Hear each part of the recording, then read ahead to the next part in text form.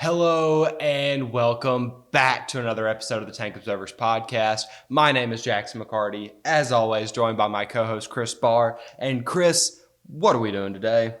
All right, gonna love it.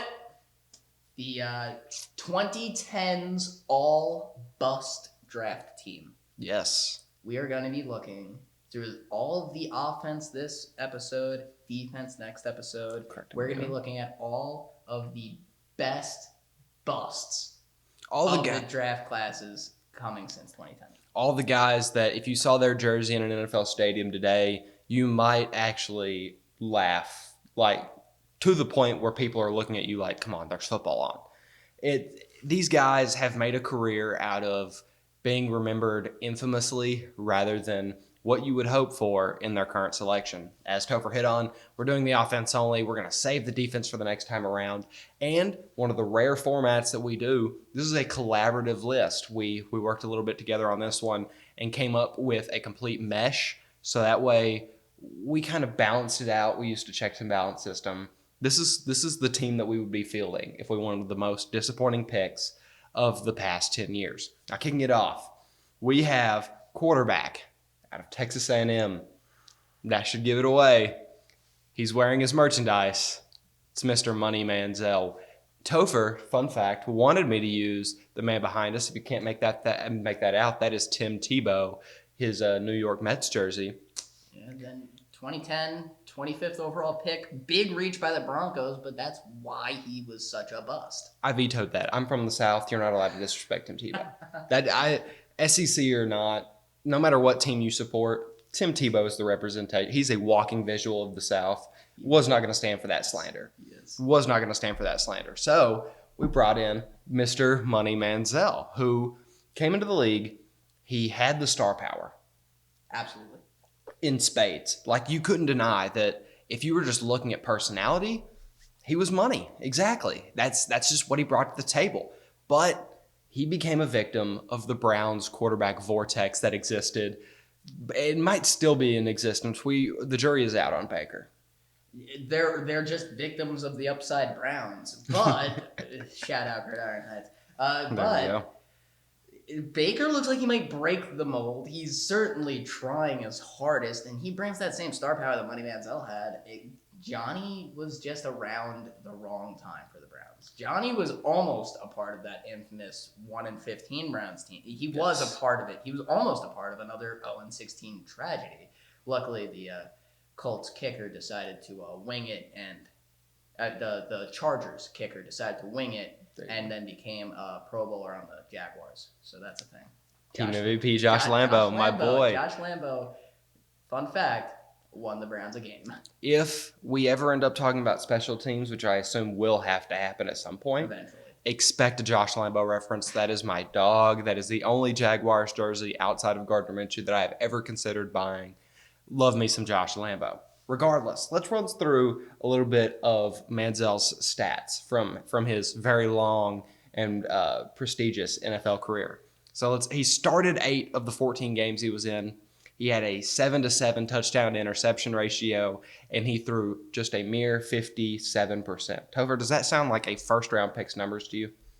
Sounds like one of the saddest backup stories of all time. Yeah, it's just outside of Nathan Peterman, maybe he failed to impress in a very, very wide spectrum of no matter what you expected him to be when he entered the league. But we've covered Manziel pretty thoroughly to this point. Let's talk about the man that the Browns acquired in a trade the year before. Go ahead and talk about our running back pick. I'm going to be honest.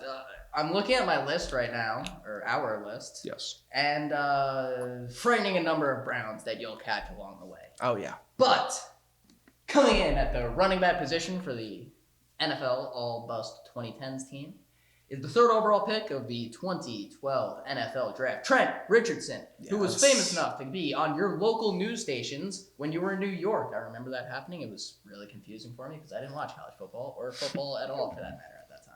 But the 3-year starter, really shouldn't even say starter, but the 3-year player in the NFL racked up a total of less than 3,000 yards. Total yards, not rushing yards, total yards. He only broke 900 once, and it was in his first rookie season with the Browns before being traded for the pick that acquired them, Mr. Money Manziel.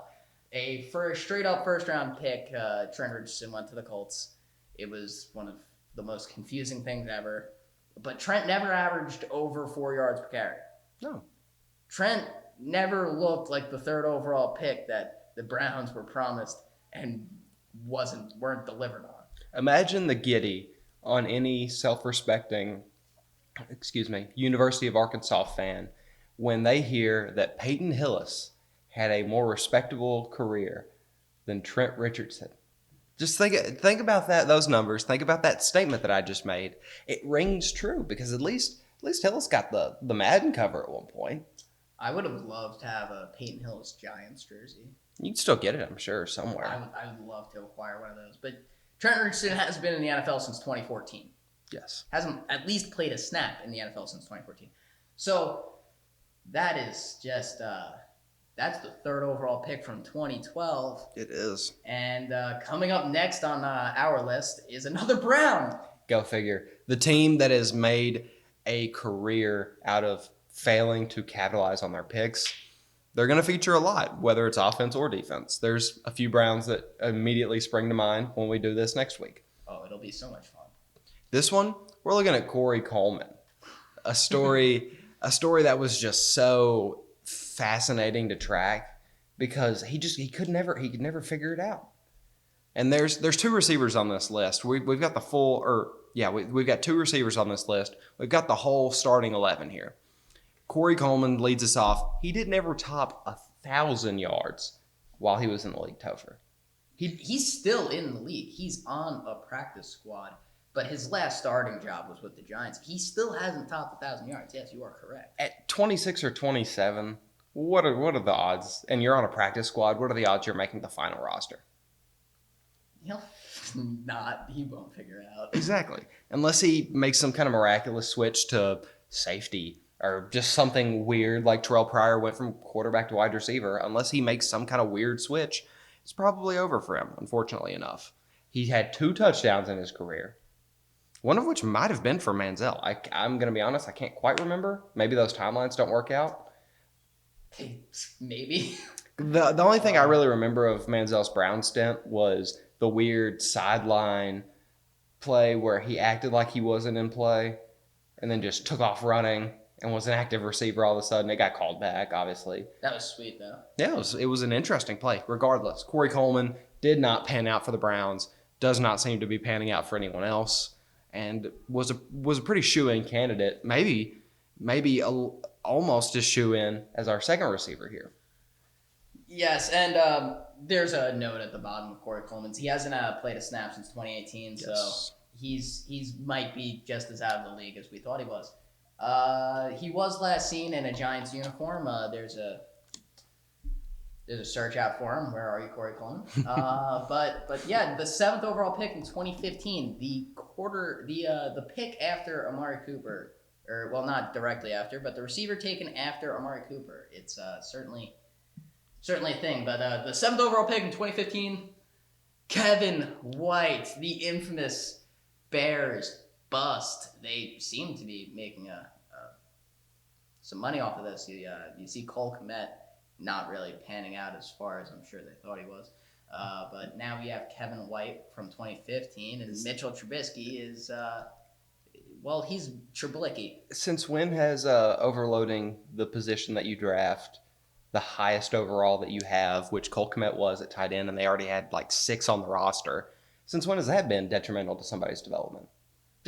Yeah, I know, right? Seems like starting Jimmy Graham over your rookie out of Notre Dame. I think Trey Burton was above him as well for a minute. Yeah, before he got cut. Now he's on the Colts. Yeah.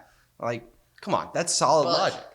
Putting up an even sadder career than one Mr. Corey Coleman. Somehow. Kevin White played in 17 career games in 4 seasons. He was last seen as a kick returner for the 49ers before being released again. He actually played this season. He had 25 catches, 285 yards, and no touchdowns in those 17 games over 4 years. Not a single one. Wow. Yeah, that's as hard as it is to top the sadness that does surround Corey Coleman. Kevin White found a way.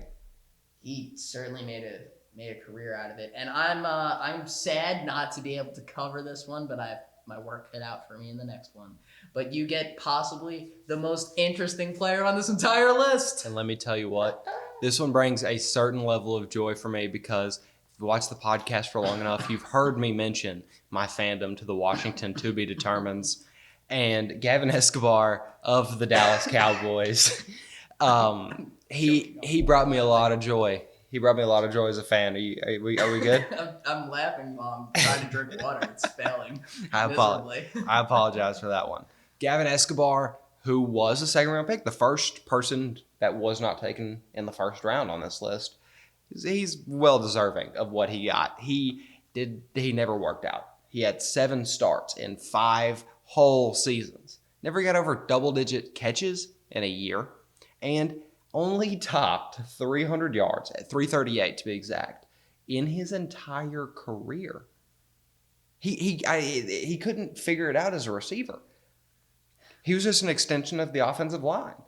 And for that, Washington thanks you, Gavin.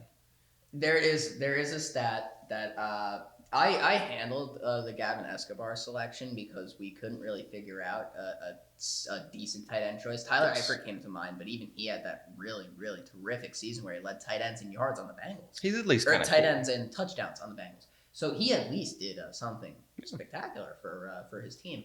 But Gavin Escobar also had 9 receptions, his most in a season. He had it twice, 9 receptions. Yes. He had 4 touchdowns on 9 catches. I don't know how he pulled it off, but it was the most impressive career feat that he has. In one season, 9 catches, 4 touchdowns. So you know what? For that one, Gavin, hats off to you. For the rest of it, you had 0 catches when you played for the Ravens. Another one that could have been in contention had his most recent 10 years not occurred, Eric Ebron. Eric Ebron, even Hayden Hurst could have made it. I mean, came into the league at 25, was risky enough, but didn't actually have a decent season until you were 27, 28. Yeah, there were names in contention, none held a candle to Gavin, no matter how late. Gavin was a decent find. I did some searching for him because for tight ends, you can't just look in the first round. Max Williams is another one. Max Williams is another one. But we've covered the weapons of this draft. Let's move down into the pits. Let's move to the trenches. Give us the first offensive tackle we've got here. Arguably one of the greatest left tackle prospects in the past 10 years. We have discussed it. Yes. Greg Robinson, the 2nd overall pick to the St. Louis Rams at the time in 2014. And I'm a 2014 draft nerd. I love me some 2014. It's the best. So, Greggy, you started most of your games in the NFL. He actually started a lot of games because he remained serviceable post-bust career. He didn't do much for the Rams. He didn't do much for the Lions. He didn't do much for the Bears. He didn't do much for the team that he was on in between the Bears and the Rams. Don't remember, or the Lions and the Rams. He was on like 4 teams.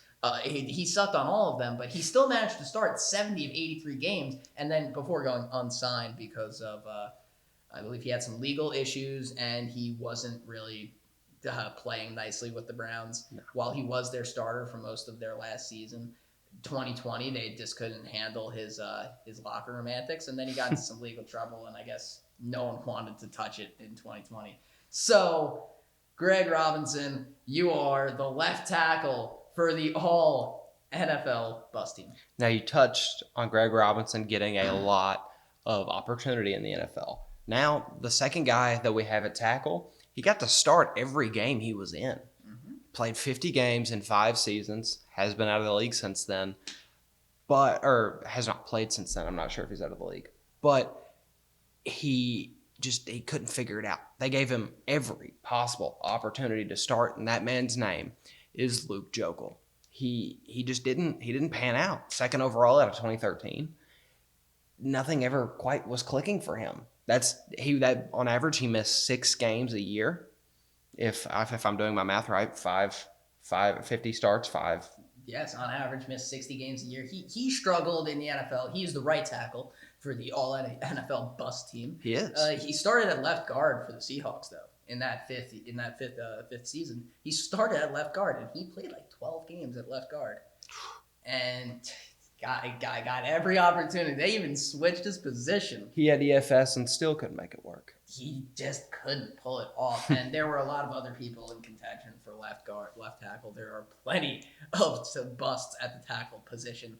But we decided to take the two most prominent, the back-to-back second overall picks, 2013 and 14. Yes. Frankly, if Luke Jokel wasn't so sad, I even would consider Eric Fisher, who still remains the starting left tackle for the team that drafted him first overall in 2013. Right. He just hasn't been particularly good at left tackle. No. So neither one of these guys could figure it out. Now, sliding to their compadres on the interior. Topher, lead me through who our first offensive guard selection is for the 2010s all-bust team.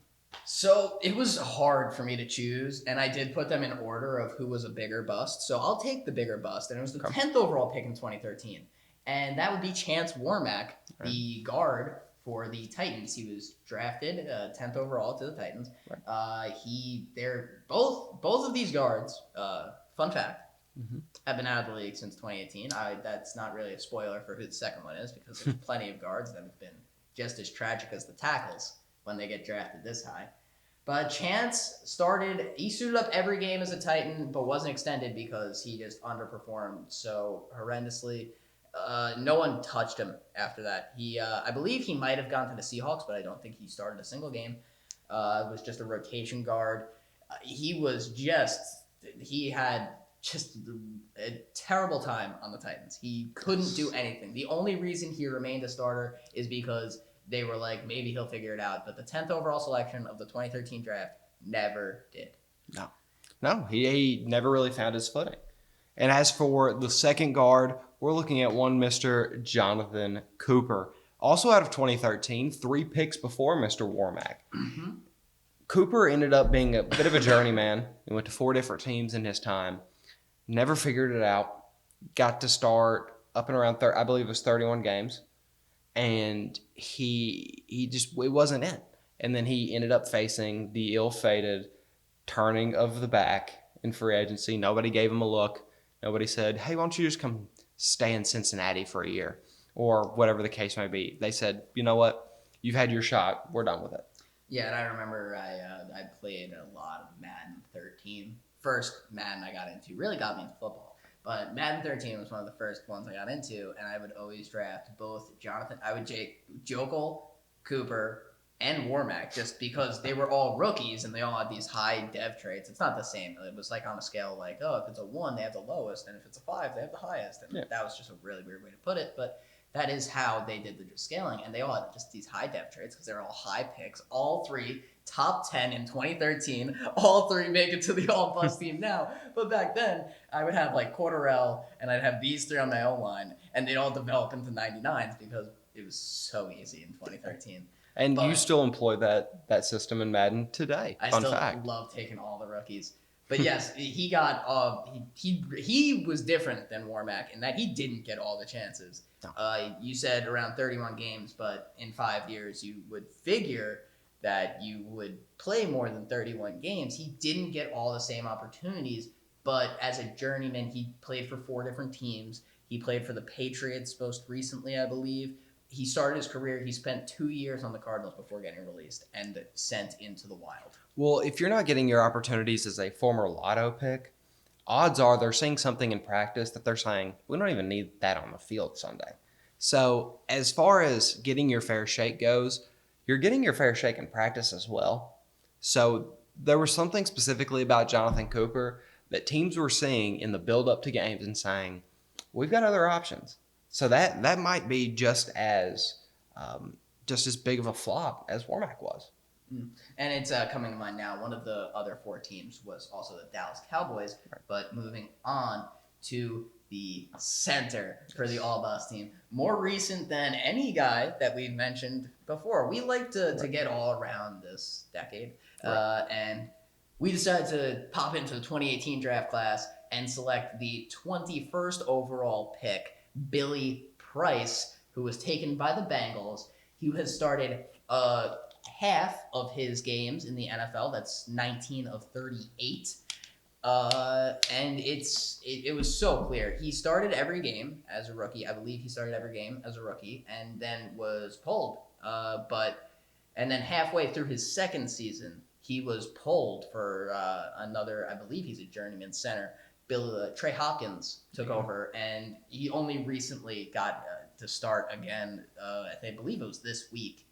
And the Bengals appear to have already given up on this young center. Actually, I shouldn't say young. He's 27, been in the league. This is his third year. He was drafted at 24 years old. Could realistically be candidates for Creed Humphrey after just taking a center 2 years ago, or 3, whenever the 2021 draft class rolls around.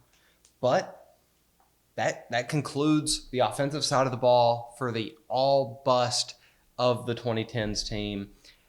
Let us know what you think about this list. Let us know if there's anybody you change, particularly. I think there's quite a few we could have fit at quarterback there. We had Weeden. It's such an open one. Weeden, Ponder, Rosen. Locker.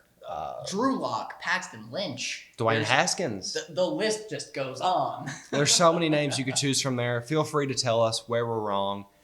But as always, I'm Jackson McCarty. And I am Chris Barr. We'll see you guys next time. But is he the best player in this draft?